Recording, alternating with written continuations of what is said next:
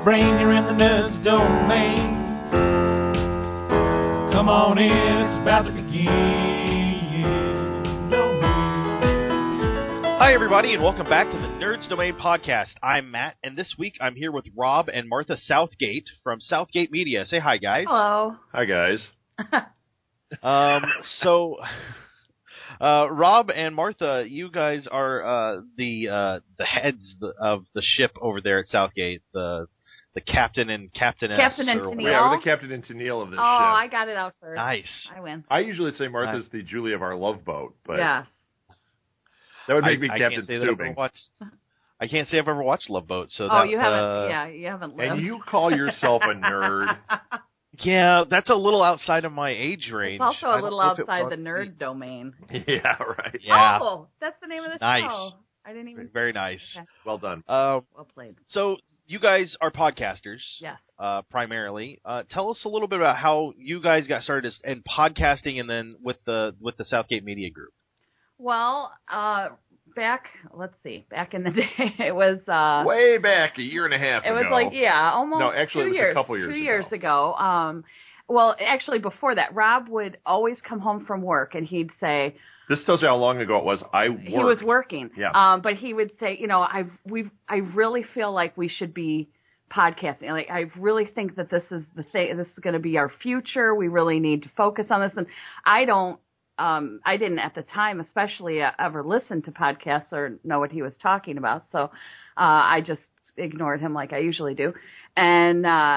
And then he lost his job and was a full-time student, and he kept listening more and more and kind of formulating this idea to start a company. And he graduated with 2 degrees.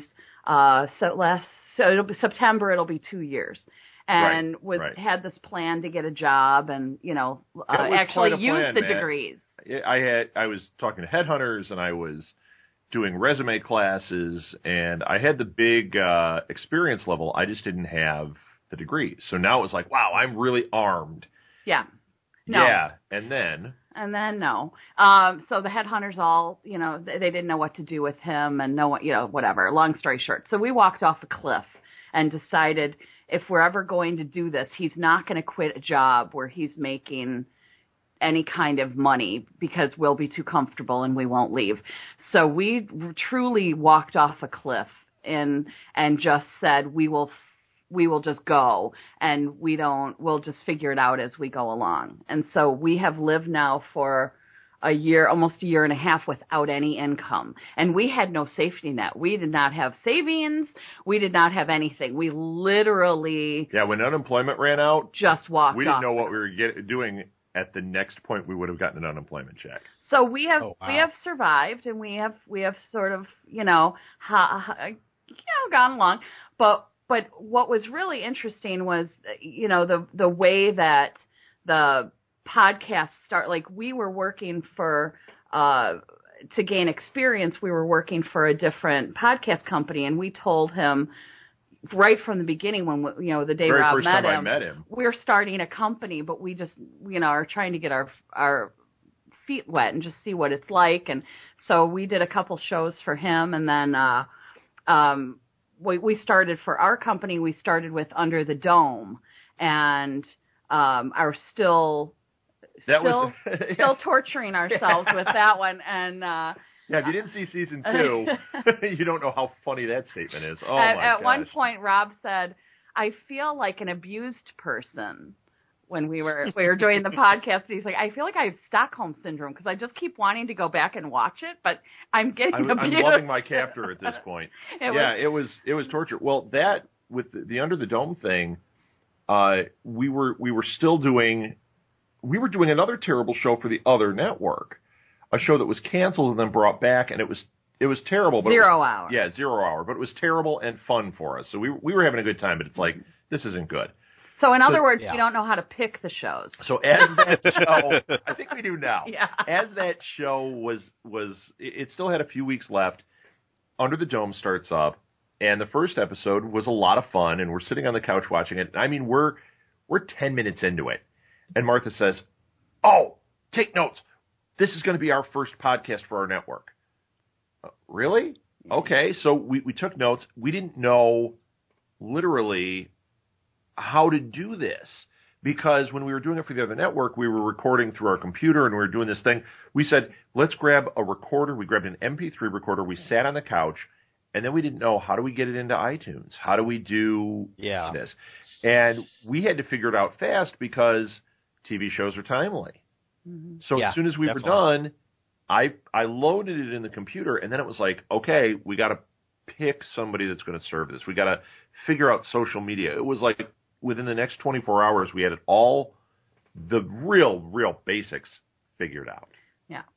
And then it was, after that... And then we were sorry. We kind of... Because Under the Dome got terrible. Oh, man. But we don't do anything small, and we don't do anything slowly. And so we just kind of went, all right, here, this is what we want our year to look like. This is how we're going to break it down. These are our goals. This is our mission statement. We had everything done within about 20 minutes. Yeah. And then we had all of our stuff laid out, like these are the shows, this is how we're going to introduce them, these are the people we're going to need. And we kept hitting those milestones in days as opposed to the months. Well, that was that the funniest. We had set up. We had, when we decided that the network was going to be more than like 2 shows, more than Rob and I. Yeah, and really that decision was made once again, like in the first half hour of us like going, okay, we're committed to this. And we did the Marvel thing. We set up phases. And we said, okay, phase 1 is this, phase 2 is this, phase 3 is this. And we started mapping it out, and we said, these phases, I don't know if you can hear this, but one of our cats is going crazy. Yeah. Okay, I might have to drown a cat. No, was that on mic? Yeah. No, I'm kidding. No, don't drown any cows. No. They're just fun and crazy. Yeah. No, they're indoor cats, toy. and he's fighting a toy, so he's hunting right now. Nice. He's going to bring it to us momentarily. Anyway, so we set up these phases, and we mapped it out, and we said, wow, this is pretty big. We're looking at probably a 3-year plan for these phases. Like, this one will be in X amount of months, this will be in X amount of months, and that should be manageable. And what ended up happening was we crushed these phases like so fast that we were done with the 2-year phase by about 3 months. And then we went, uh-oh, now what do we do? Next phase. And now it's become, it's not phases at all. It's we look for opportunity, and we figure out what the next idea is. I mean, we have big ideas for the future, but we're not putting any restrictors on it. I mean, things that are happen. Once we make a decision and something starts to go, it seems like it happens so fast that putting a restrictor on it would just halt the process. And we're very much like, we talk about this a lot. We're very much, I don't know how old you are, Matt, but I also don't know what kind of music you're into, but when I was in high school, there was a record label called SST. And they had, this is the age of Madonna and Whitesnake. It was and the all late that, 80s. Yeah, all that like terrible music. And then there was this little like burgeoning thing of like what became alternative music and what was actually punk music back then. And that was the stuff I was more interested in, that and jazz. And SST Records had bands like Husker Du and Bad Brains and all these like bands that went on to become a lot more interesting. Well, we really view what we do as being kind of SST, where, Smodco Industries is more like Warner Brothers, or not even Warner Brothers, but you know what I mean. But we don't have celebrities. They're Miramax. We don't have celebrities. We don't have money behind it. We're just an indie startup who just kind of is. We're rather raw in our approach. We're SST of this universe, and we were zine makers too. So we take that approach where we used to go and copy at 2 a.m. at Kinko's because it was cheaper. You could talk the Stone guy into letting you copy double the copies for the same price. Right. We're still doing that now. We're still like, how would you we're asleep at 2 a.m. Right, we're old now. But we're at like, 9 o'clock at night, though, man. We are all over Kinko's. Yeah. 10 o'clock, we're in bed. But it's that same mentality of like when we were zine makers. It's the same thing. We're like, we're going to do this. We're not going to waste our time, dotting every I and polishing crossing every T. Stuff. No, we want to get the best quality sound. We want to get the best of everything we can out of it, but we're going to be guerrilla about everything. And we tend to treat it as a ministry as opposed to a company. And we've not the band ministry. For us, it's all about our people, and it's all about giving people voices and building community and supporting and empowering people. And we want podcasters in this industry. Podcasters don't get paid. Nobody gets paid. The podcast companies typically don't get paid either. It's almost impossible to make money. But what we want for our people is to have doors open for them that they wouldn't otherwise have open. And so we look for opportunities for them. We try to have as much diversity in what we do so that we're going, oh, yeah, live events, oh, panels, oh, this, oh, that. We'll get you in. Whatever it is that you want to do, we will try to make a way. We have writers. We have illustrators and artists and various people. And so we will look for opportunities to connect them to other people. Well, you know that, Matt. You've already seen that. Like, we're we're all about so that. That is the crux of our company. It is not to put out content. It is not to control content, because we don't sit there and go, we need these shows. We do not solicit for shows. We don't go, oh, 12 Monkeys. Does anybody want, we need to find people to do. We go, okay, if somebody's going to come to us if they have an interest in something. And would we love we have a 12 Monkey show and we love it, but would we like Ironically, it's called the 12 Monkeys podcast. It's awesome. But anyway, but we don't seek out, we want people to come to us with what they're passionate about, and not say that, this is what we're looking for. And unless you fit in this, and unless you're willing to change and do this show, we don't want you. That's how some people I'll give you a great example. That's not how we do it. If you look at our lineup, you see it's mostly geeky and nerdy stuff. I think that's what attracted you, Matt. Yeah, absolutely. But if you look at it, that's what it is. Well, one of our podcasters, he went to one of our panels just like you did. He was at a panel, saw us do our thing, came up afterwards and was like, wow, how do I do this? I want to do this. Now, you are already doing it, so that's not exactly like you, but he got a bug for the passion, said, hey, I want to do this. And he says, I don't know if this is going to fit for you, but I would like to do one about The Bachelor and one about wrestling. Nice. And we know nothing about either. These are two things almost as far from my interests as they get. Martha knows nothing about them. And we said, you know what? This guy's getting lit up. Yeah, man, let's do it. Well, he's done really well with these, and he's having a blast with it. And I know they look funny sitting next to all that Marvel and DC and Star Wars stuff, but who cares? Oh, it's awesome. I mean, to us, it's... If somebody wanted to do a podcast about The View, it's not... I'd make fun of them, but we'd do it. Yeah, for us, it's absolutely not about... Matt's like, I'm going to do The View. Okay. No, not The View. No. Not about controlling the content. It's about empowering people and allowing people to find their passion and to talk about what they love with other people who love the same thing, and connect them with people go ahead. Well, there's more to it, because the podcasting thing is we when we named it Southgate Media Group for a reason. Well, it's our last name. Yeah, it's our last name. That made it easy. I wanted to call it Rob Media Group, but that didn't fit. But when we came up with, you hear me stretching for my coffee. When we came up with the name, we did it for a specific reason. We said, look, we could call it Southgate Podcasting Network or something like that, but the podcasting it's the entry point to a world of things. Yes. We want to foster creativity however it is. I mean, we have total ADD, and so we need to make sure... Yeah, can you tell from this interview? Yeah, we needed to make sure that we had an open enough umbrella that we could go, oh, all right, live shows, yeah, that's part of this. Panels movies, and whatever. Documentaries we'd like to get into, comic books. Audio books, like whatever it is, any medium, we wanted to be able to be sure that we could fit it under our umbrella and that it made sense. And I'll tell you another thing, Matt. never once, and this is going to sound really bad from a business standpoint, but never once do the words, will it make us money, come out of our mouths. Mm-hmm. Every one of these things we figure out, how can we do this? That's all we try to figure out. And who can we connect and who can we light up with who this? Would this benefit? Because we want to make sure about the money. that we're giving somebody an opportunity to do something, and that we're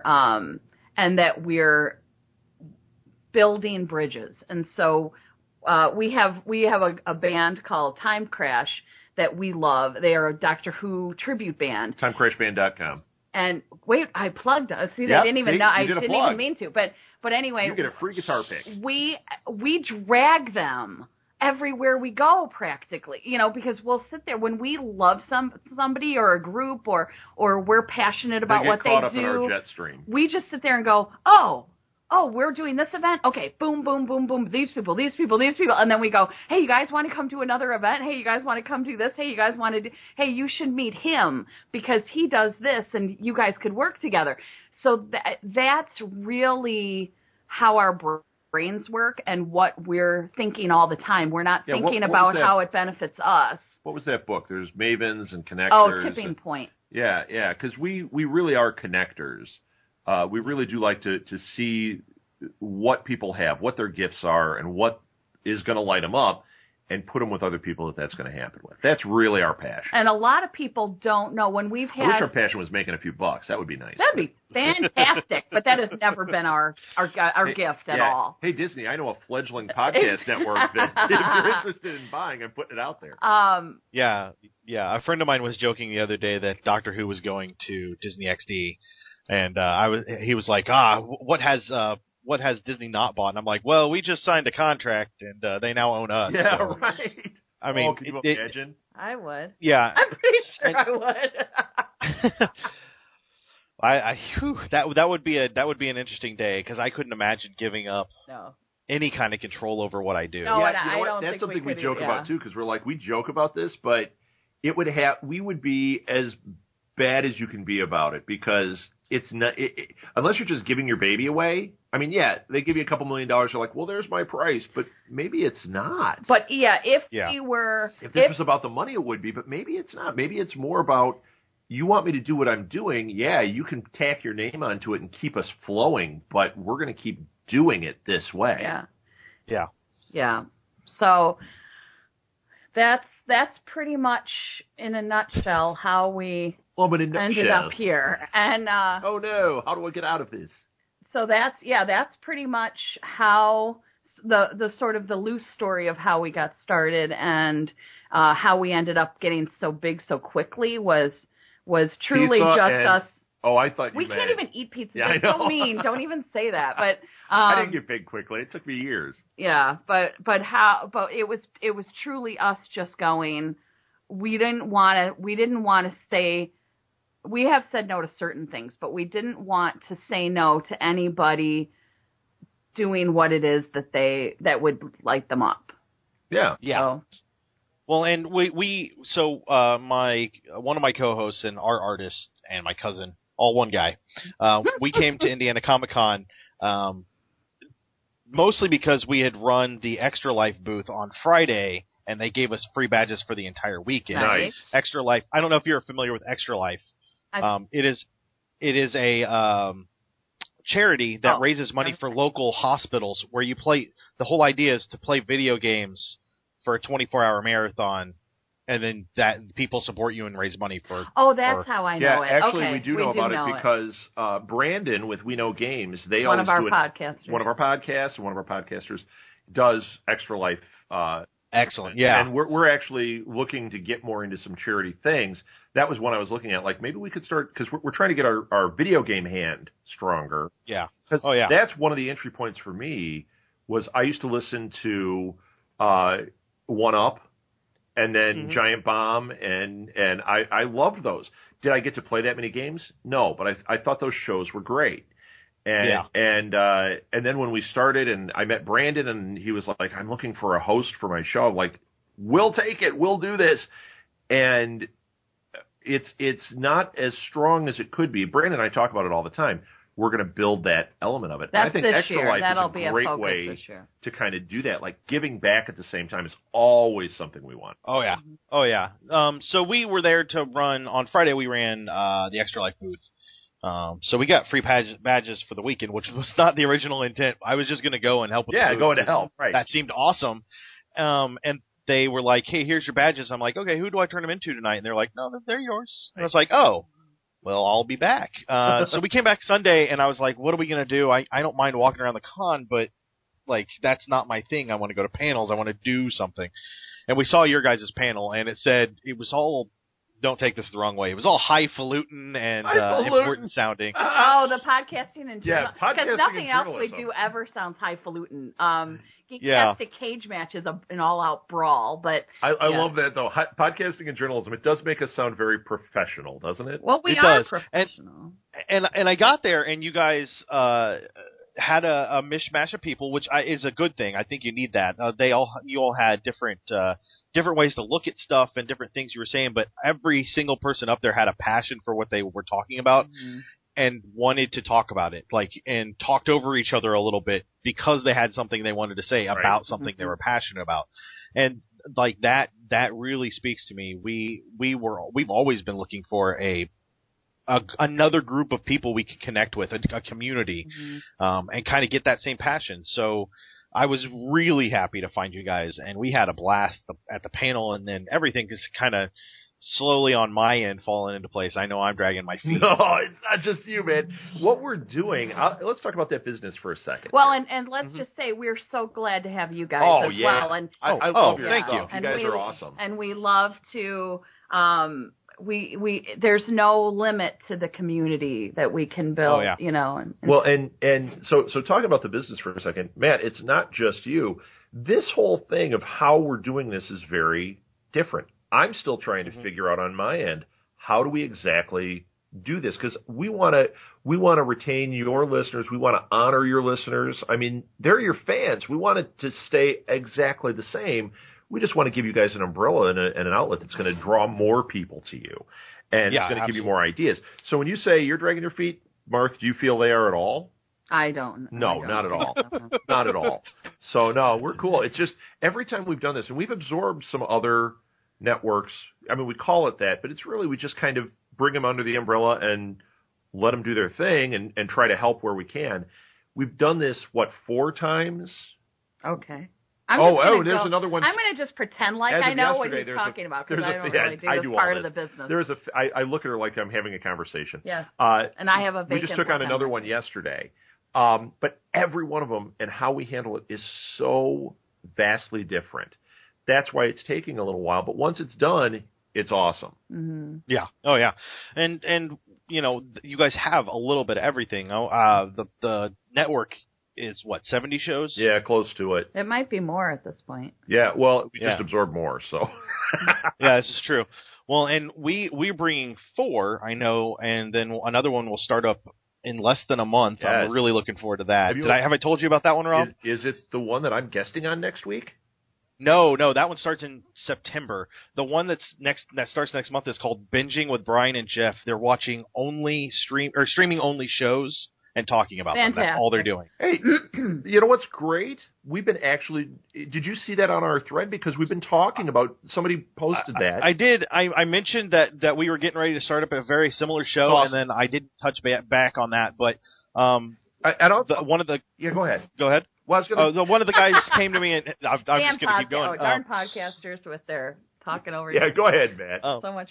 So we had one of the guys show up at an Extra Life event. And he's like, "Yeah, I used to do this Dragon Blog Talk Radio, and like it's not working out. And I'm kind of going to step away from it." And I'm like, "That's hey man, if you love podcasting though, we should talk about getting you onto our network." And I got a good feel for him. And then we went to a convention where we set up a table, and that went as well as it always does. And he was across from us with the Extra Life table, and I'm like, "Hey, what do we need to do for your show?" And he's like, "Well, I officially quit, and I'm free now." And I'm like, "Well, what do you want to do?" And he's like, "I don't know." I'm like, "Well, what don't you want to do?" And he's like, "I don't know." And I'm like, "Okay, well, what do you do on a regular basis that you really enjoy?" And he's like, "I love watching stuff on Netflix and stuff." And I'm like, "Oh." And I come back 10 minutes later. I'm like, what's the name of your co-host? He's like, Jeff. And I'm like, okay. And I come back 10 minutes later. I'm like, okay, here it is. Binging with Brian and Jeff. That's awesome. Mm-hmm. All you're going to do is this. And he was like, that is the most fantastic idea ever. Yeah, you sound like us. Yeah, that's exactly like how us. we I work. think that's why we get along so well.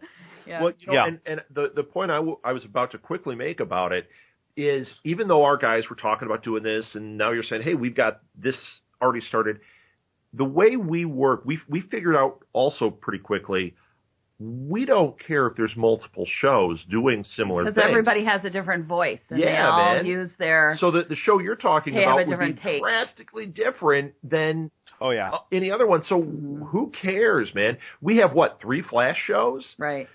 They're all so different. They all have somewhat different audiences, but what I'm finding is it only 3 or is it 4? I thought there were 4 of them. There's a lot of them. Let's see. There's Fast Talkers, Flashpoint, Flash Arrow, Power Hour. That's 3. Queen Consolidated. That's Arrow. Oh, that's right. I'm sorry. Damn. You're absolutely right. I hope he knows this because I don't know any. Yeah. Well, and I'll tell you a funnier one. If you look at Nuff Said. Now, Nuff Said is kind of a juggernaut for us. It's one that a lot of people talk about. We get a lot of buzz about. It's an Agents of S.H.I.E.L.D. / Marvel podcast. Well, if you look at that feed, there's the Nuff Said podcast, but then we've got Super Connectivity. We've got All New Marvel Review. We actually, we also have a Podcast Without Fear, which is a Daredevil one on there right now. That's all on one feed. So those are all technically other Marvel shows, but we put them just, boom, one thing. And within a week, all those shows might talk about the exact same thing on Agents of S.H.I.E.L.D. or a couple weeks ago, Avengers 2. Yeah. So it's like we have lots of shows about the same thing, and even that, with them all on the same feed, they have different audiences. Everybody has a different take on it, and everybody, to me, there's something to be said about building. We're doing something that doesn't seem like anybody else does, but we're building. I hope the camera's not on. You mean with our company? What we're doing is building. You've thrown me off. Yep. But what we're trying to build like pods almost. Get it? Podcast, but like little. You didn't throw me with that one. That wasn't funny. Pods of shows, so that it's like if somebody loves Marvel and they come to our network, they could get so much Marvel, right, they wouldn't know what to do with it all. Big old booty of Marvel content. If they're they don't have to tabletop go gamers, searching for every Marvel content. So we've got, with Nerd Domain, you guys have a couple of tabletop games, right? Yeah, or absolutely. shows. Then we've got PodQuest, which is kind of on hiatus right now, but we just came up with another one the other day. Ooh, man, I want to tell you about this. And that's making like a pod. If you're a tabletop gamer, you can go and there's this like whole group of things that you can get one place, and they're all drastically different. So let me tell you about that one. You're going to like this. So we had a reaction to the various Comic-Cons at C2E2, which is a great con. It was fantastic. In Chicago. That's in Chicago. So here's the deal. We get panels and everything. This one, for whatever reason, we didn't get a panel. And we're like, oh, okay. We got a bunch of we got press passes and we got a bunch of interviews on that Friday. Well, parking is expensive. It's a hassle going down. When you do this many cons, at some point you're like, do I really need to go and spend my whole weekend? So we decided we'll just do Friday, but we still wanted the con. I mean, because even though we say that, we still want it. So at our live event, we do it out at the Blue Box Cafe in Elgin. We created B2C2, which is Blue Box Comic-Con. And we basically invited local people that would be normal panelists at a con. Artists. And interviewed them. And writers. So we had a guy who I met that day, the day we were doing it, who collects toys. And he's like a Star Wars freak. And he was awesome. I met a woman who was in a Walking Dead documentary called The Walkers Among Us, which if you haven't seen it, I think you can download it, get it. It's so good. If you're a Walking Dead fan, even if you're not really, but you just love fandom, The Walkers Among Us is excellent. She was one of the people in it. She came out, got interviewed, and then Scott Casper, who writes a webcomic about Greyhawk, which is a D&D thing I'm sure you're familiar with. Okay, Scott came out and we interviewed him. It was so much fun. So we're going to continue to do these things. Well, Scott that night revealed he wrote a game called Heroes and Hoodlums, or Hideouts and Hoodlums, I think it's called. I don't know if you've ever heard of it. Sorry, Scott. Yeah, you know what? You'll get plenty the of plugs on the other show. Well, he said, you guys like this stuff. Could we maybe do a game? So we're going to play it. We're trying to set up the date. We're going to go to Blue Box. We're going to sit there and like 4 or 5 of us are going to play this game. It all takes place. It's like a D&D engine, all taking place in Golden Age comics. So right on. All your powers, like Superman's powers, he doesn't fly. He can jump a couple of blocks because that's how Superman started. You know what I mean? Yeah. So like that's where the entry point is. It sounds awesome to me, man. So this guy's name was Scott? Scott Casper. Yeah. And that his game is Hideouts and Hoodlums. I believe that's it. So we're going to record this thing, and we said if it's 3 hours, we divide it into 3 one-hour shows. And it's kind of like, you ever hear of Nerd Poker? I'm sure you have. Oh, yeah. Yeah, I've listened to Nerd Poker. It's both phenomenal and rough at the same time. So we're going to do something similar to that. We're not. Anytime we do this, art comes out of inspiration. It's not one of these things where every idea is blazing creativity. Nerd Poker is like other shows like that. They just happen to have a good cast, and it's a lot of fun. If 5 other guys do it, you know what? It might be better. It might be the same. It might not be as good, but you just want to try your hand at different things. Definitely. This is something where we thought this could be a lot of fun, and this game is so different. We're going to give it a try. So, yeah, that's going to be another show. We don't have a name yet, so if you want to name it, we'll come up with something. But it's another thing like getting into that whole tabletop thing, because we have an interest in it. If we have an interest in it, that's a real easy entry point, unlike The Bachelor. But in that case, but he snagged a huge interview last night. Yeah, he did, man. It's like the he's exclusive having fun with the most controversial guy that got voted off the other night, and we've got the exclusive interview on Bachelor Universe, which will be hosting today. Yeah. So so you know what? He's rocking it out, and he's having he's fun, awesome, and he loves it. Hey, man, we'll keep going as long as you want. Yeah, that's awesome. So. You guys have been podcasting for a couple of years now. That's about a year and a half, almost as long as us. Yeah, almost as long as we have. And you got how many shows are you each on? Oh, I wouldn't even know. Really, Matt? We didn't prepare for that one, so we got to count. Well, I mean, you guys are on what, 2 or 3 each, aren't you? No, Rob's on a lot more than I am. Yeah, but if you count us as partners, we do Orange is the New Black, Once Upon a Time, or Ever After for Once Upon a Time. Ever After in Wonderland, Cuckoo for Who, Gallivant. Doctor Who, Cuckoo for Who. We're not even going to count all the Live at the Blue Box well, stuff we should, though, because that's every week. Yeah, but that's like 10. Well, Geek My Kid. Geek My Kid. Then there's Chester's Mill Report, which is Under the Dome. The Killing, we did the entire series. Freaking thing, almost killed ourselves. Yeah. Each other. But we did. No, we had fun. We did have a lot of fun. That was great. With that. It was a great show. The problem was we were trying an experiment. We're like, okay, we're going to do from beginning to end this series every episode. At the same time, we started doing Once Upon a Time, which was 3 full years. We crammed all that into about 8 or 9 months. Our daughter had done 100 podcasts in a year. Yeah, and she was 6 turning 7, like 6 and 7, like 6.5 to 7.5, and she had already done 100 podcasts in a year, because she wanted to do Once Upon a Time. Well, because we told her she didn't have to eat cat food if we did that. Yeah, that's true. Yeah. Yeah. Oh, hey, nice. Hey. There's got to be rewards, right? Gotta be rewards. We moved her up to dog food. Oh, that's not a move up. You get fish in your cat food. But so then we do. This week Rob does This Week in Geek. We do a show called Geektastic Cage Match that we do live. Are you still counting, Matt? Because I've lost fingers at this. You're at 11 now for my count. I probably missed one. He does Enough Said. Oh yeah. Oh yeah. I didn't mention that. And he does Falling Skies, and he does. Yeah, I do Falling Skies.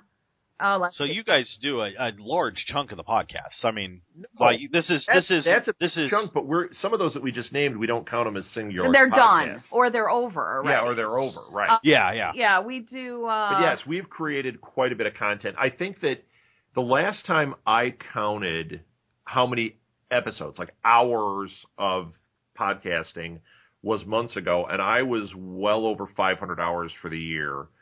Oh, wow. Okay. Martha was at about 270, somewhere around there.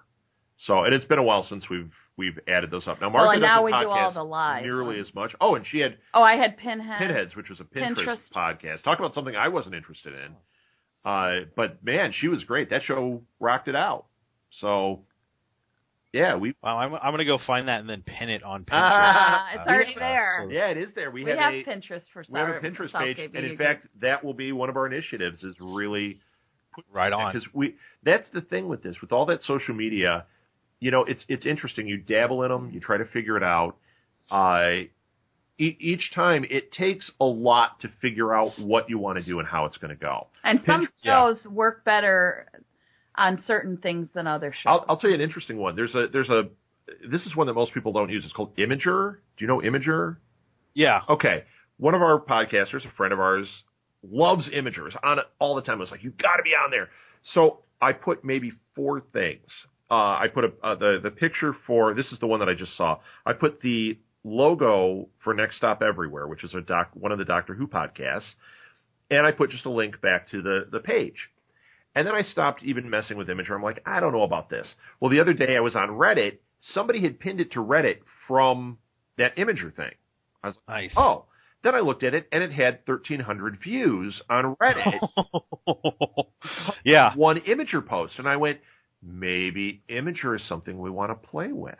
Mm-hmm. Yeah. One of our podcasters is a huge Instagram user, just always pushing us for Instagram. And we've played with it a little bit.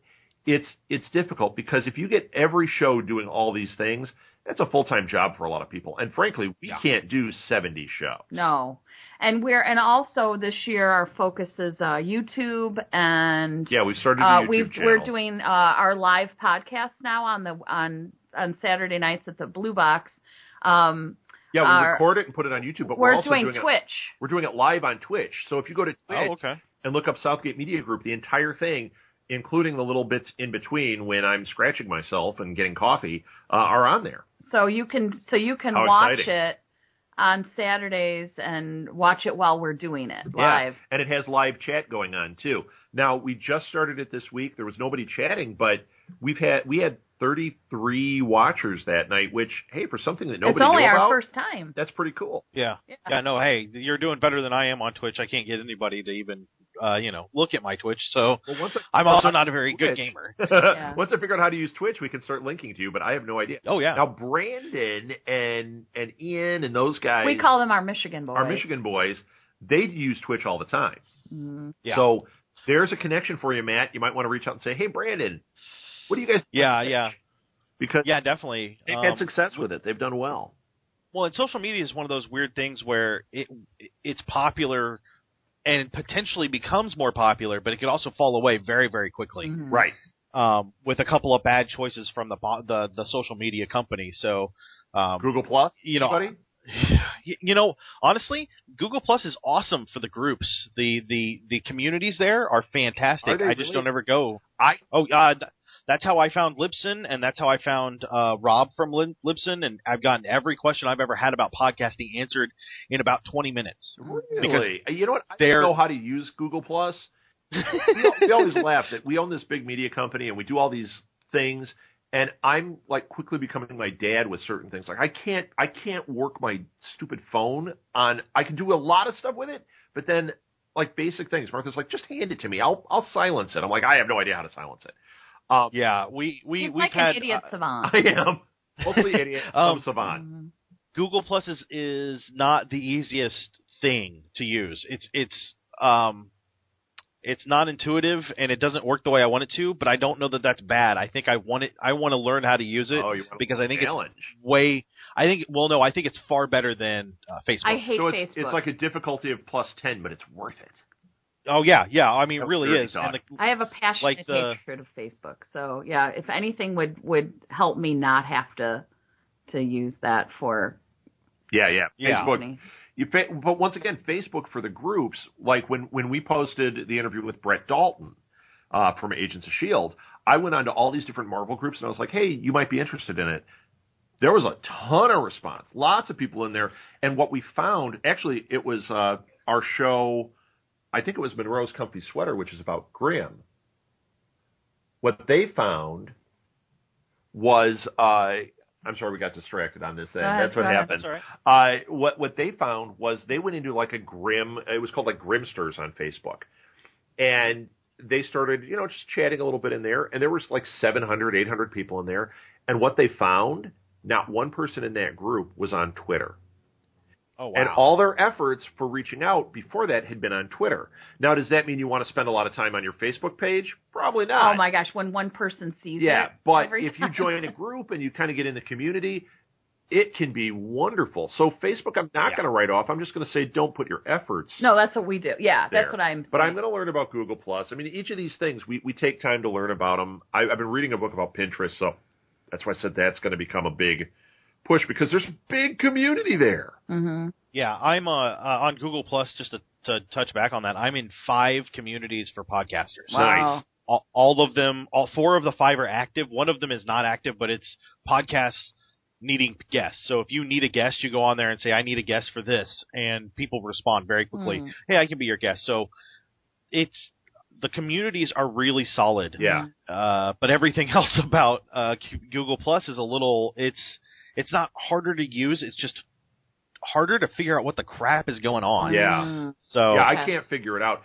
I will say the reason I made it crack about Google Plus is I listened to Social Media Marketing. I don't know if you listen to that podcast. It's really, really fantastic.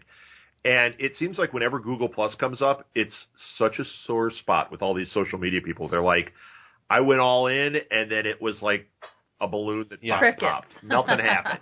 Nobody's there. And you're like, but then every once in a while somebody will say what you're saying, like, yeah, but there are is pockets. Really great. And like they can't figure out why it's not overtaking. I don't know. Yeah, well, and I'll tell a quick story about one of our hosts, Scott, who does Gaming with Scott. Is a bit of a narcissist. You have the most creative names. Let me just Watching say TV with. Well, see, so with Scott, it was, hey, Scott, you need to do a podcast of your own. You're on our Masks of Nyarlathotep. You need to do your own podcast. And he's like, yeah, I do. And I'm like, what are we going to do with it? He's like, I don't know, but it should be gaming related because that's what I love. And I'm like, that's perfect. So what about you speaks to gaming? He's like, well, it's always about me. It's always gaming with Scott. And I'm like, well, that's it. Awesome. That is so awesome. Google Plus exploded a little bit, and he went, okay, guys, Facebook, I'm done. I'm leaving Facebook, never coming back. You can find me over at Google Plus. And he switched his picture on Facebook to the Google Plus logo. That's awesome. It took about a year and a half before he was eating crow and coming back because nobody was on Google Plus. Like, I'm over here by myself, guys. Yeah. Can you come over? Yeah, That's like when someone moves from the city out to the suburbs and wants their friends to come hang out. And they're like, good luck with that. No, not happening. Yeah, so he ate a little bit of crow and came back, and he's active and he's getting used to Facebook. But Facebook is with Google Plus, I feel like, and Twitter. If I have followers, they're going to see my stuff. Mm-hmm. Right. If they are interested in what I'm doing, they're going to see it. Yeah. And on Facebook, it's not the case. It's a crapshoot. Yeah. Like, I purposefully tell everybody, hey, when I post to Facebook, you need to like and share it, both, because that brings its numbers up and makes it easier to see those. Like, it's so difficult. Yeah, it is. I just don't put a lot of effort in there. Yeah. For our company. We use it to communicate with each other and to build, like I said, to build community. And we post things, but we don't conversations. We don't sit there and do a ton in there. I'd rather spend time on Twitter. I'd rather spend Twitter works pretty well for us. Yeah, time developing other things. Google Plus is a difficult one. Instagram I think is great, except that I always want to take pictures of only my food and only when I play Star Wars X-Wing. And if it's not one of those two things, I don't care. Yeah. And I hate that because there's so much more potential for what we're doing. I should be taking pictures of, when we sit down to play games and when we sit down to do this and we do this and this and this. Well, and sharing memes, because that seems to get a lot of attention, is finding other people's stuff and putting it on there and Well, and one of the new things we're starting to do, which I'm going to push for really hard starting in June, is when we sit down to play our Masks of Nyarlathotep game, there's another podcast that called Critical Hit that does what they call vague tweeting. Sure. where you tweet about what you're doing in game that won't come up for months, but it will be something very vague and strange, and people will go, "What's that about?" and get the hype. Everybody all worked up. And it also tells everybody when we're recording, so it shows like, "Hey, we just recorded for 4 hours or 5, 6, 7 hours." Yeah, that's my worst nightmare. Well, gaming podcasts are different. Rob, when you and Scott sit down to do the Hideouts and Hoodlums, give me a call and I'll give you some pointers because will do. Gaming podcasting is very different. Yeah. We're also going to talk about Kickstarter because we've got 10 different Kickstarter projects we want to talk about, and I know you're into that. Yeah. Yeah, I love Kickstarters. Yeah, we've done nothing with that, and we've got a couple of big projects and a couple of small projects that we really want to do some Kickstarters for. So, yes, man, I'll be calling you. Yeah, so like that one, getting people to live tweet while we play, and getting people to tweet when we put stuff up and put out ideas and thoughts and questions are the two big ones. I've been reading and listening to a lot of Gary Vaynerchuk. I'm not sure if you guys are familiar with him. He's a little on the crass side. He's a little blue, but he took his YouTube channel called WineLibrary.com and has made it took the liquor store attached to that, took it from like a $500,000 business a year to something like $8 million a year now. Ooh, wow. And it's been 6 years. And it's all because he has this YouTube show where he talks about wine, talks about what he thinks about it, and then tells you if you should buy it or not. But then he purposefully doesn't put any like links to purchasing anywhere in his show. Mm-hmm. He just talks about it and links back to the store, right, where they don't order anything more. They order what they always would order. Interesting. So it's not about the sale for him. It's about getting the community. That's awesome. Phenomenal. I can't we'll soak have up to look enough him up. Can you tweet us his name? Yeah, absolutely. He is more, what is it? He's more money driven, but his rule of thumb is you need to be out there crushing it every day and doing the thing you're passionate about, and that's the thing I feed off of. I think it's fantastic. Well, and I think Rob and I need to be around more people who are money driven. Yeah. Maybe we would just become then a little teeny tiny portion of money driven. Yeah, because we have none of that in our DNA at the moment. Yeah. Now, I just wanted to say something about Instagram to let you know who you're actually dealing with on this on behalf of myself. I use Instagram to follow the Cheeto guy who has the Cheeto Man. Isn't that what he's called? Yeah, Cheeto Man. Cheese Curl Man. I don't know. And they're all cheese curls, and then he puts the description, so it'll be like Mother Teresa holding a baby, but they're all Cheetos. I die. I'm like, okay, that's how I use Instagram now. So I'm not exactly the one to follow when it comes to that, but.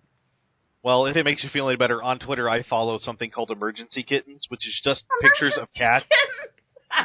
Pictures of cats to brighten your day. Oh, that's all it is. Awesome. That's fantastic. You know who needs that is Rachel on our show. We'll have to send that to Rachel.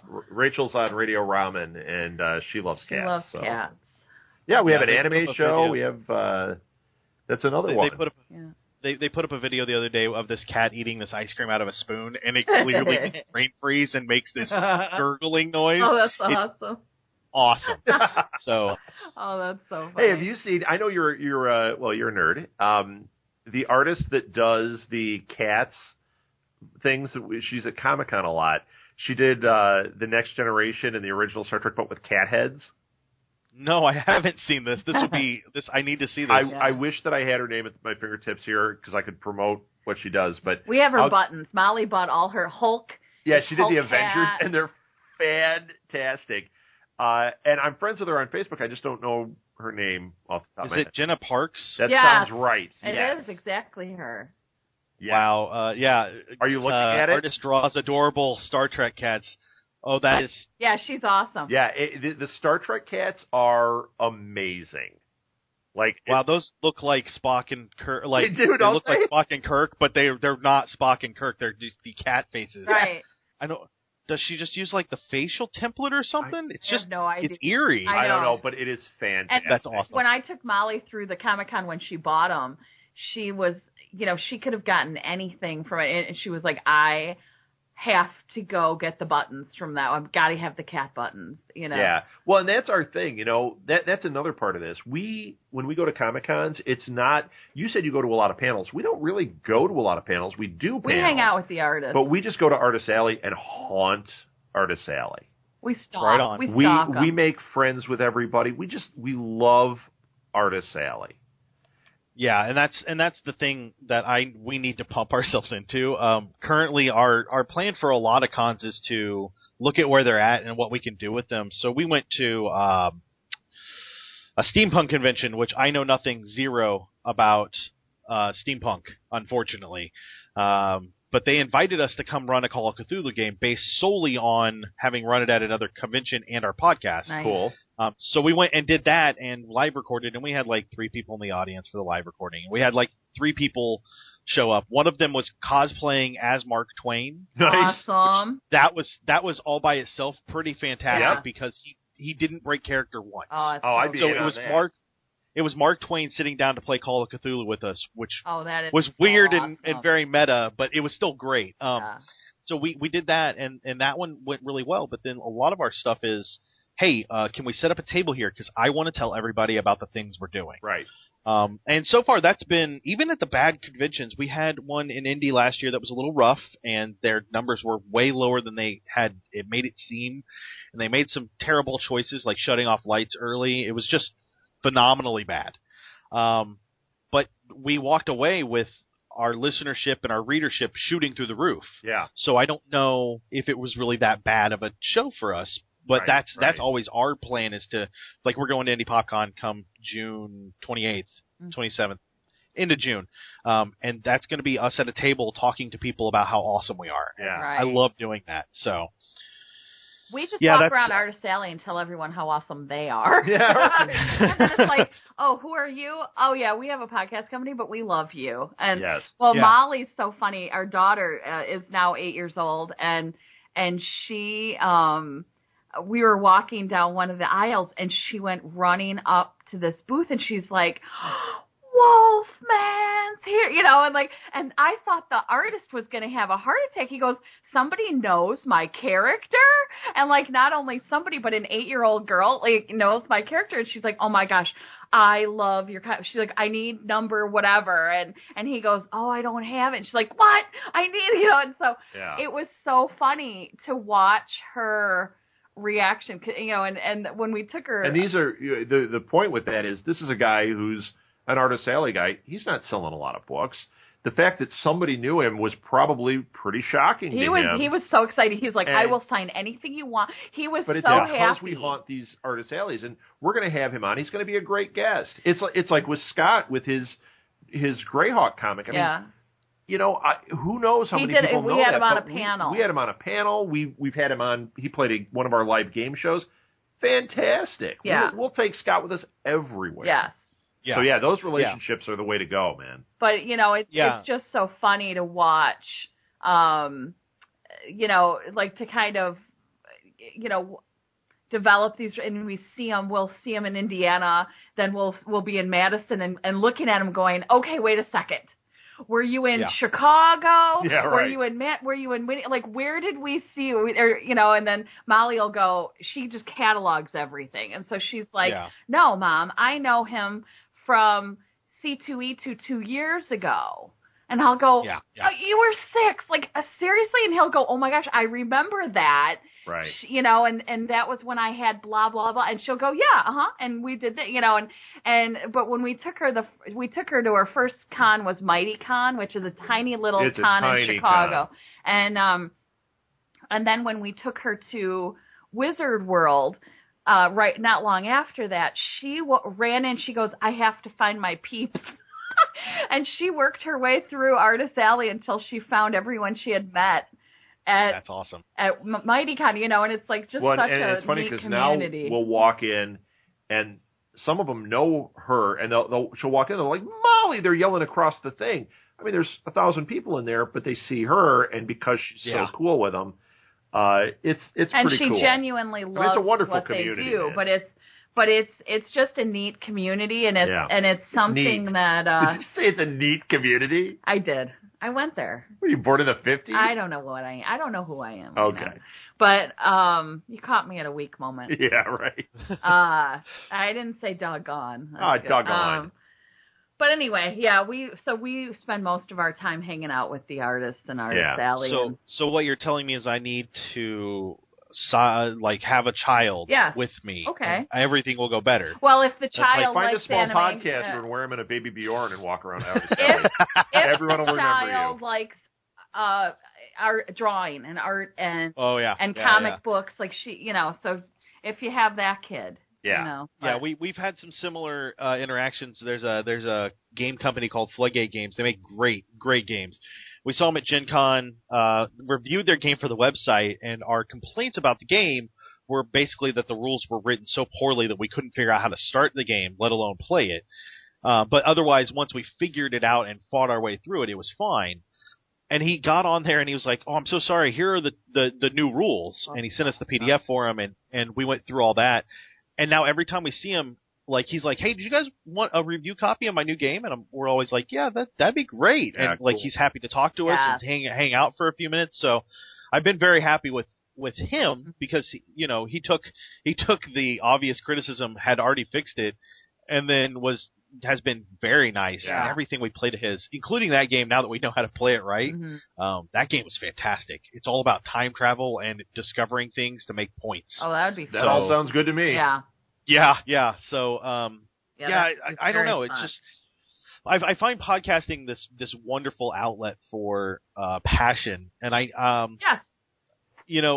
You guys are operating on whatever budget you guys are doing, but it really comes down to you are officially professional podcasters because I'm seeing you have 2 Patreon pages and you're making $10.50 a month.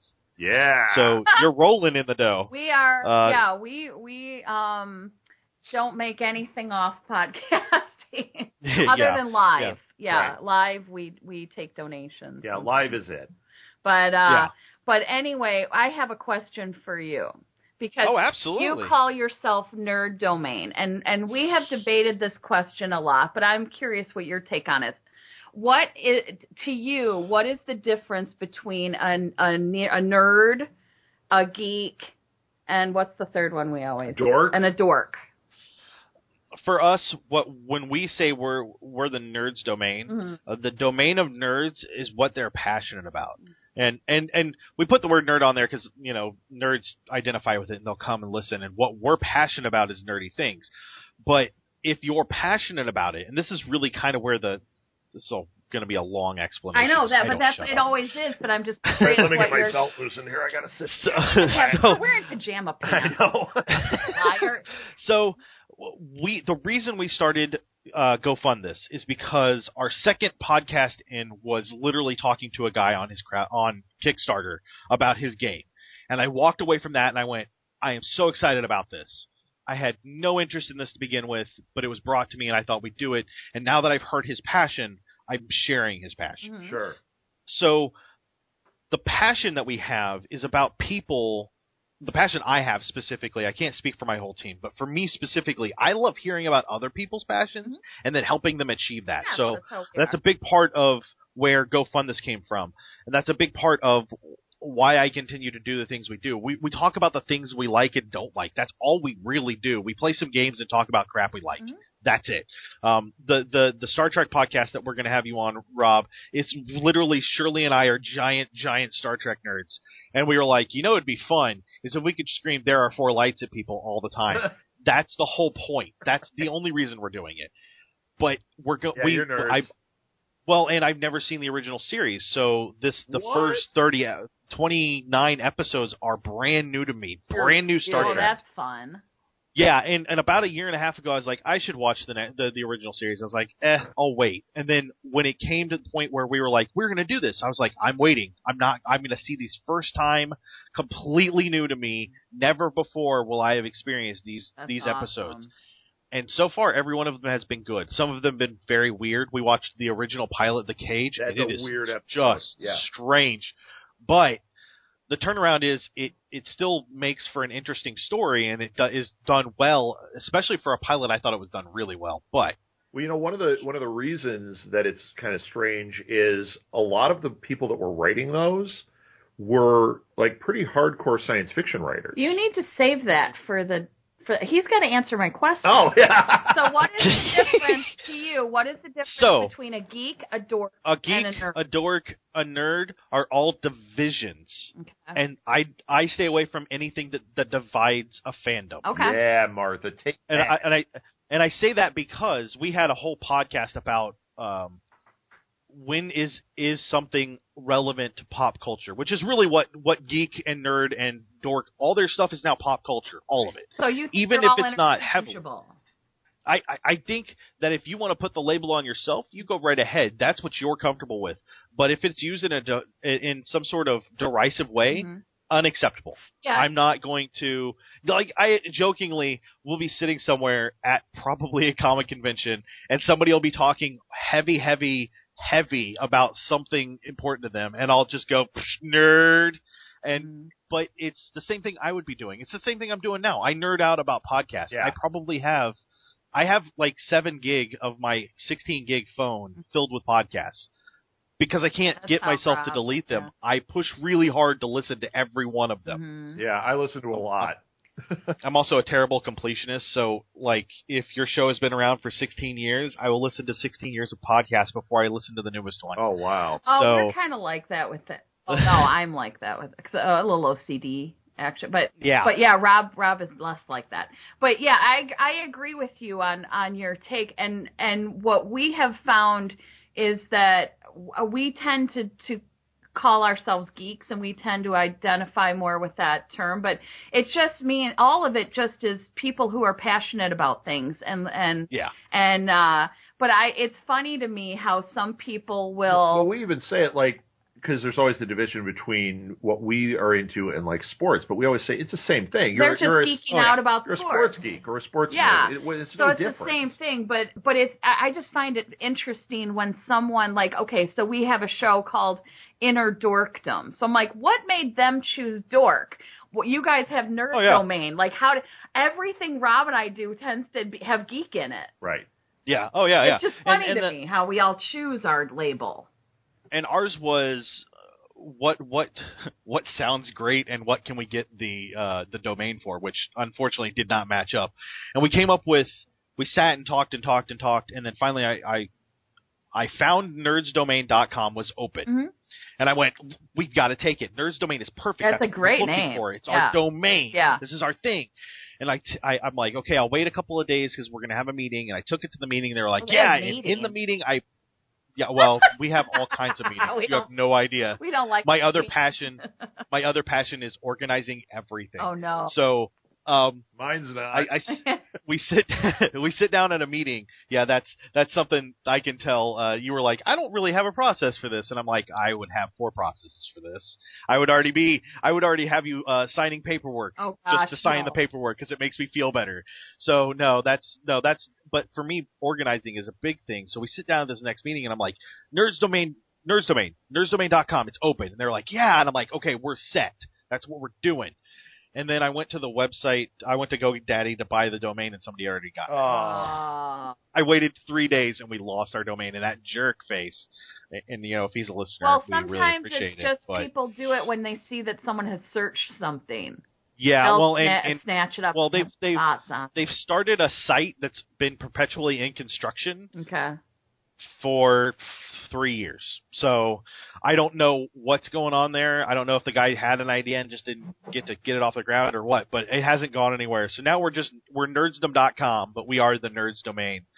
And I really, we had a whole podcast on when's it pop culture relevant, and one of the things that nerds did for a very long time, nerds, geeks, dorks, doesn't matter, is they knew what they loved, and they put up a barrier because people could come in and just tear them apart. And it was a very, very dangerous culture to be in because the public ridicule was rough. There was a Doctor Who group that met at the comic book store that I used to go to, and they would sit in the back and watch their Doctor Who shows once a month.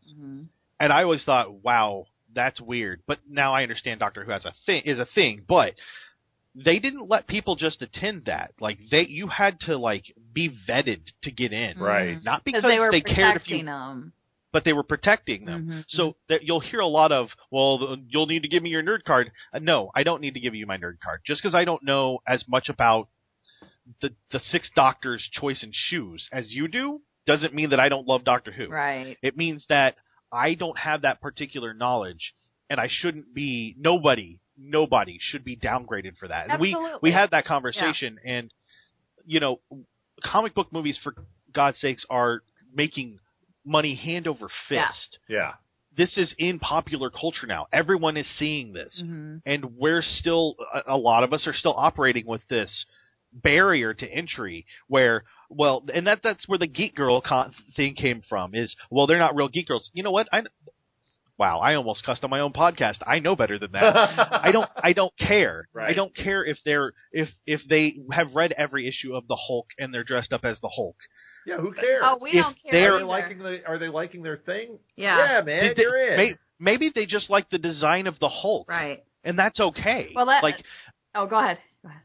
That's that, and I don't want division. Right. No one should be kept out of the thing that they want to try or the thing that they're going to grow to love. There's so much that we have. Yeah. Right. And that we can't do except for the View. When we did when Rob started Enough Said with Jack, Jack spent almost the entire first episode talking about Catwoman, and Rob kept going, "That's DC. This is a Marvel show." And he'd be like, "What? You know that Halle Berry?" And he's like, "Yeah, but Halle Berry should be in every Marvel movie." I'm like, "Well, she's in the X-Men movies." He goes, "See, but she should be Catwoman in them."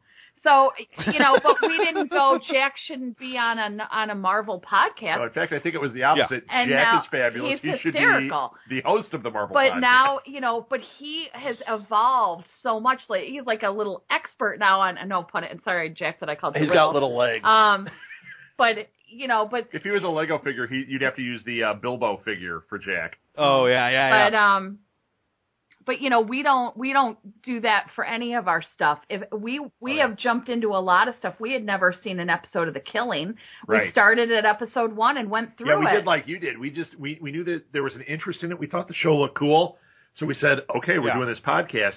But that first episode was recorded fresh after seeing anything from the show for the very first time. And it had been 3 years in, and so we were like, well, you know what? If anyone wants to, listen to two people who are kind of experiencing it for the first time, it would be fun, Yeah. But yeah, we're the same way. We don't. We think that I don't know half of what people are talking about on our network because I don't do superhero stuff. Like I just wasn't. I was never raised in science fiction. I've seen the Tribbles episode of Star Trek. Yeah. But that's it. Yeah. And that's it, but I've seen some of the movies, but I have no memory. So I could watch it and 5 minutes later go, did I ever see a Star Trek movie? And he go, we just turned it off. The credits just ended. Yeah.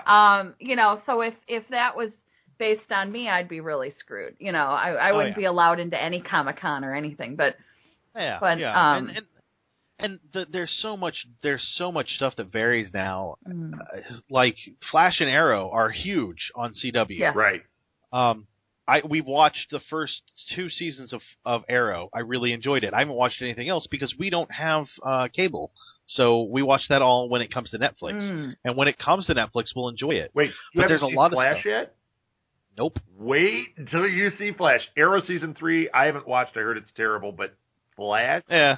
Flash is amazingly good. That's what I keep hearing. It's kind of like Daredevil. It kind of breaks the rest of the shows. Well, Daredevil is so good and so rough and everything it should. I'm so excited about Daredevil. I just don't want to do a podcast about it. There are a couple of shows I'd really love to, like True Detective. We just started and it is. Yeah, we just started that crazy. Too. And do you do Americans? We are season 2 of Americans. So are we. I love the Americans. Yeah. Honestly, what I'd really love to do, and this is terrible, is I want to sit down with a friend of mine and do all 7 episodes of all 7 seasons of The Shield, which we is did it. We did it. Have you watched it? I've watched all of it. That's the Man, show that I will incredible. literally turn on in the background and do everything else in my life because I'll be like, oh, it's that part. Yeah. I'm never going to get anything done. We make Vic Mackey references almost daily. Do you watch here. Bates Motel? I don't. Oh, because the one guy from The Shield, Lem is on Bates Motel. Oh, really? Yes, and he's great at it.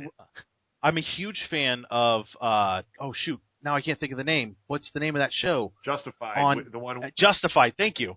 Yes, Justified. Walter Goggins is in it. Oh, I like Walter Goggins is awesome in Justified. He was so awesome on S.H.I.E.L.D. that he was so good that it's like that guy can be in anything. I'm in. That's How like is he not in a Marvel movie? on Prison Break. Yes. Well, technically, he was in a Marvel movie. It was called G.I. Joe Retribution. That doesn't count. It does. No, it does. That movie was not that bad. No, it's not an MCU. I'm talking the MCU stuff. Oh, yeah. No, he does. Oh, no, I'm not throwing hate at a G.I. Joe movie. I don't throw hate at almost anything. Yeah. And there are very few shows or things like that I throw a lot of hate at. Like, for instance, and Shirley would kill me for this, I am disappointed in Ever After, but only because Ever After came out, so we will never see a Fables TV show. That's not true. Nope, that's not true. You don't think so? Do you have insider information I'm not aware of? I just say that would be awesome. Because and that was always my fear is Ever After came out and it's not the same, but there are a lot of similarities, and I love Fables. It's such a darker, deeper story. Ever After's been great, but Fables. Yeah, but you know what? I don't know. They all can stand in their own place. That's true. Because Molly reads a series of books called Sisters Grimm, and there were 7 books. 9 books, and you know what? Same thing. That is an excellent series. That should be made into something. And does that mean Once Upon a Time ruined that? Nope. You can have them all. But mark my words, Matt. Fables at least is in development.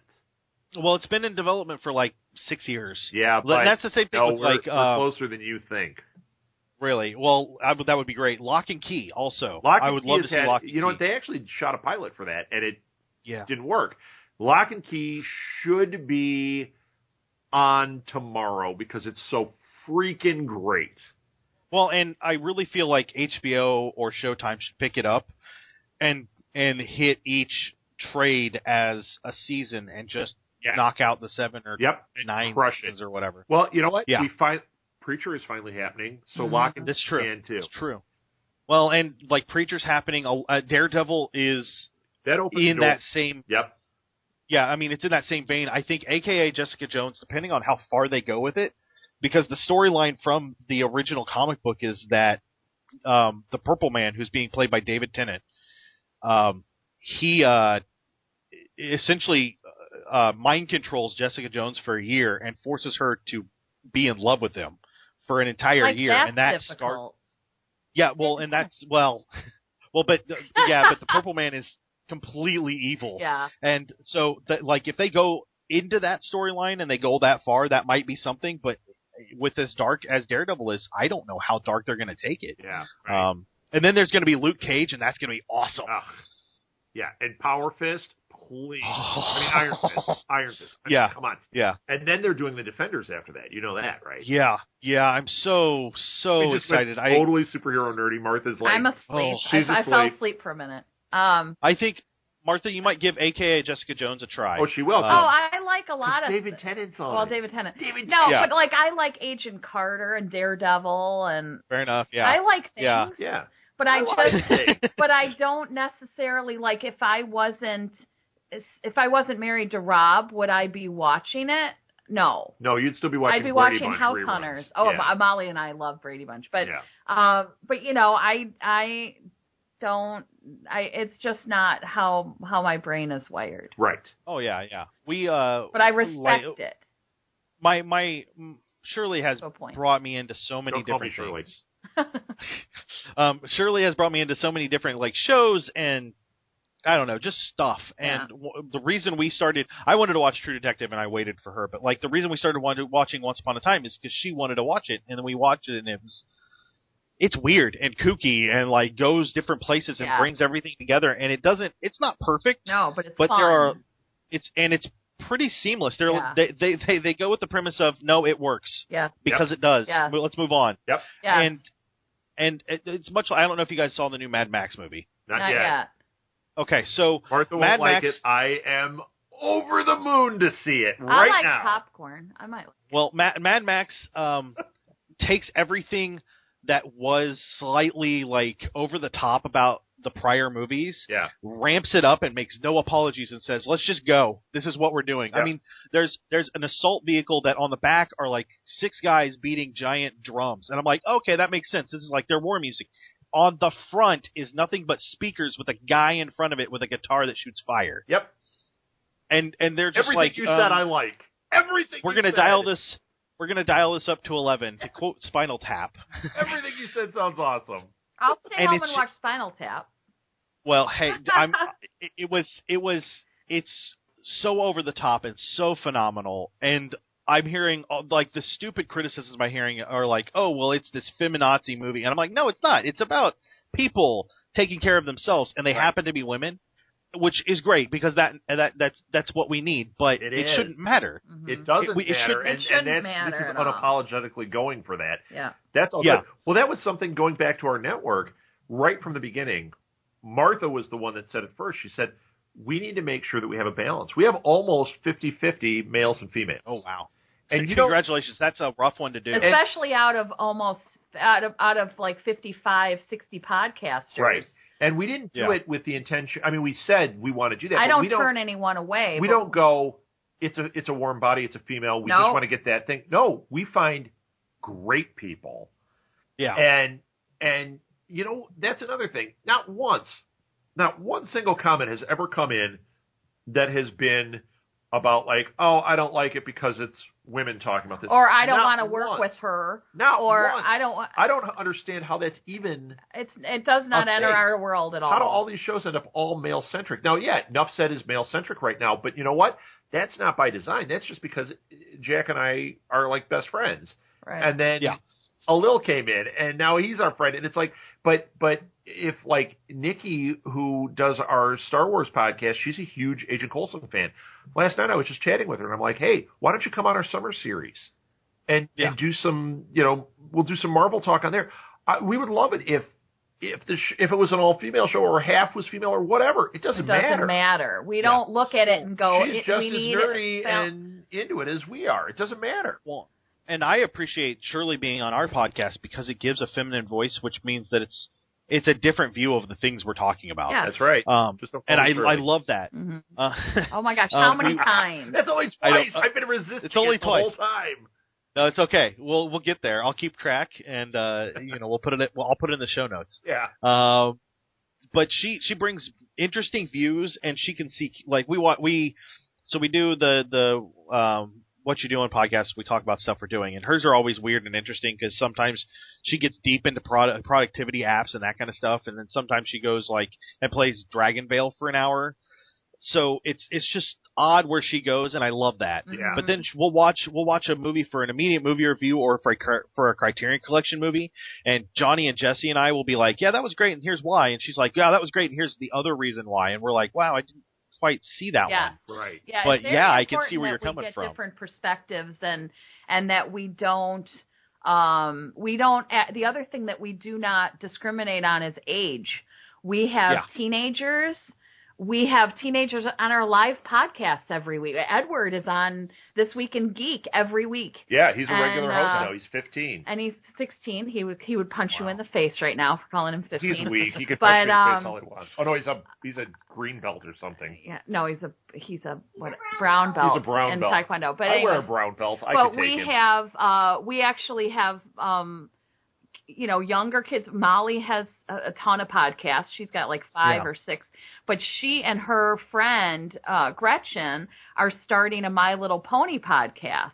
Nice. And I said, you know what, you guys go for it. They're both verbal. They both have an insane amount of knowledge about My Little Pony. The key is that no matter what the age, that you have that you're verbal, unlike I am right now, and that there's a level of professionalism just instilled in you. And these kids, they have it. And it's just like, I mean, we don't care if the person was 99 and said, I want to try this, but I don't know how to work my phone. I'm referring to myself. We would help them. We would help them, but they have a voice. We've done some interviews with older people that are just, I'm like, oh my gosh, I would listen to them all day. Yeah. Jonathan interviewed his grandfather about superheroes in like the 40s. Nice. Oh, it's one of my favorite It was podcasts. great. And afterwards, we absorbed Jonathan then. He became a podcaster, but the whole time I'm like, I wish his grandfather had an interest because I would give that guy a show in a heartbeat. So that's just it. That's the other thing is that we don't. A lot of people will be like, "Well, I don't want to work with a kid," or whatever. And it's like, no, there is value in everybody, and there, as long as they're understood, as long as you can understand what they're and you can saying, make your point, and it's thought out. Go for it. Then why should? Who are we to say you don't deserve a voice? Until you're 21, we're iffy about people with beards. I don't know if that's a problem for you. I'm out. Well, hey, then all you have to say, can Matt, you put is ornaments in your beard. That would be awesome. All you have, all you have to say to Rob then is, we're iffy about people with tremendous back hair. Then I'm also out. Yeah, like Rob, you got your hair cut. How far down did she go? Exactly. That's the best when it like tufts out of your shirt. You're like, I got my hair cut, but apparently she didn't go far enough. There's some stuff coming up. Have you guys heard of the band called the Shake-Ups in Ponyville? Oh, they We're friends do our with them. song for our Cuckoo for Who. Yeah, they do the theme song, Dr. and they've Who. played some of our live events. Good, because Lee is the head of the webcomic meetup group here in Indy. So I met him. He's in the band, so he's been to a lot of our I've met him on a lot of our events. And the other band that they tour with a lot is called 5 Year Mission. Yeah, and they're doing the intro song they've let us use the intro song for the There Are Four Lights. I am going to write to my buddy over there and let him know because they are friends of ours. They're one of ours that we would drag everywhere, but they live in Indiana. And so we can't do what we want to with them because they're too far away. But whenever they're here, it's like, we will. You're part of our team. And when we went to Indiana, now we didn't hook up with them this last time, but we kept regretting it. We didn't do a live event. Oh my gosh, why didn't we do something? So yeah. Are you aware that they have a Kickstarter up right now? No. Spock's Brain is live. All right. On Kickstarter. All right. I had them on the podcast. This is why you should be listening to Go Fund This. Yeah, well, I listened to about 800 shows. I will get to that one. That's on my list.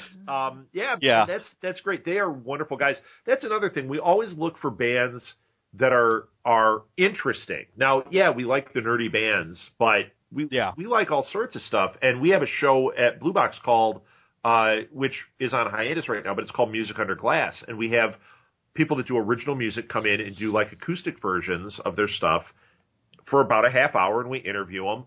And we had Time Crash out there, that Doctor Who tribute band. I mean, we're just always looking for stuff like that. We're hoping at some point that, the Shake-Ups come up and we can get them in there. We met some guys. I was tweeting with some guys. We were joking. He was saying he's my new BFF from Alabama, I think, called Pound Foot Force. And it was really funny. They do all this really fun, filky, punky music. And the guy said, he texted me the one time, he goes, "You're not going to believe this, but we might be the smartest band. 2 of the guys are rocket scientists, and the third guy is a bona fide genius." And I was like, from your text, I would never know that. But they're awesome guys. And they're like, if you're ever down here, or because they can't get up here, they're like, at some point, we're going to do live shows for you. And it's like, yeah, man, we're all about it. We love it. We found a pirate band, too. We're working on getting them in something. They dress up like pirates. That's our whole thing. I love creativity. And I love when people are just living it all out. So we, we will and the Shake-Ups are definitely part of that. The Shake-Ups CD is on. That one in Time Crash are here rotation every day. In our house. We hear one of them. Right on. So and actually Molly had a My Little Pony birthday party, and they did a dance party, and the only CD she wanted played was the mash of the theme song for Shake-Ups. The theme song for Cuckoo for Who is one by them. It's called Our Little Time Lord. Yeah. And it's all about Dr. Hooves. So Yeah. Doctor Who's, yeah. But those are the guys I met originally at a Comic-Con. I met 5 Year Mission, and I was joking with them how I have a fictitious tribute band called Starlog. And we wrote a bunch of songs, and we just pretend that we have a band, but we've never done anything with it. And they were like, you should open for us! And then a year later, I met them, and they're like, we broke up, and now we're My Little Pony. And I'm like, really? Cool. And then they're like, we're not broken up. And it's cool, man. They're just great guys and great musicians. Oh, yeah, and they were great. We had Chris from the band. Mike used to be my comic book guy because he has a comic book store in Indy. So I know the two of them, and the band has been great and very helpful with getting the music and stuff. So fantastic. I would love to talk to you guys for another 4 or 5 hours. We have to go.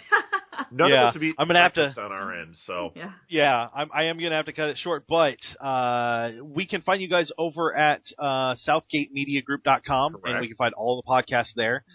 You guys are on Facebook as well, and I have shut that down, so I don't know where that's at. You want to tell me that one?